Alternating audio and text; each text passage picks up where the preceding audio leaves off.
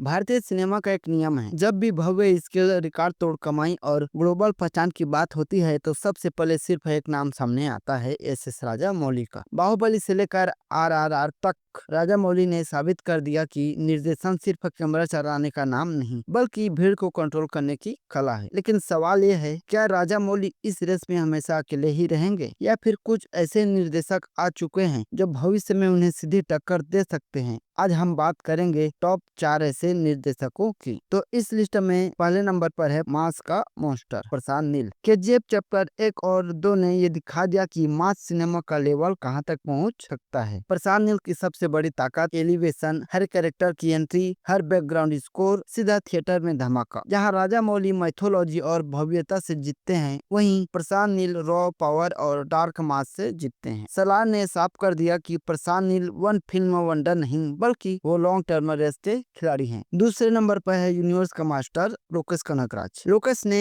LCU के साथ जो काम किया है वो भारतीय सिनेमा में पहली बार इतनी मजबूती से देखने को मिला। कैथी, विक्रम, लियो ये अलग अलग फिल्में नहीं बल्कि एक जोड़ी हुई दुनिया है। राजा मौली एक फिल्म को इवेंट बनाते हैं जबकि लोकेश कई फिल्मों को मिलाकर एक पूरा सिनेमेटिक इकोसिस्टम बनाते हैं। और अगर भविष्य में भारतीय सिनेमा हॉलीवुड स्टाइल यूनिवर्स की तरफ बढ़ता है तो सबसे आगे लोकेश कनगराज का नाम होगा। तीसरे नंबर पर है स्टार को ब्रांड बनाने वाला एटली। एटली को आज भी कई लोग कम आंकते हैं, लेकिन जवान के बाद ये बहस अब खत्म हो चुकी है। एटली को अच्छी तरह पता है कि स्टार का ऑरा कैसे क्रिएट किया जाता है और मास के साथ इमोशन कैसे मिलाया जाता है। राजा मौली हीरो को एपिक बनाते हैं जबकि एटली हीरो को त्योहार बना देते हैं। 1000 करोड़ क्लब किस्मत से नहीं मिलता, वो सटीक निर्देशन और प्लानिंग से मिलता है। लास्ट चौथे नंबर पर है संदीप रेड्डी वांगा, इम्पैक्ट किंग। इस लिस्ट का सबसे खतरनाक नाम संदीप रेड्डी वांगा। कबीर सिंह और एनिमल सिर्फ फिल्में नहीं थी, वो पूरे देश में सांस्कृतिक बहस बन गई। वांगा का सिनेमा सबको खुश करने के लिए नहीं होता, उनका असली लक्ष्य है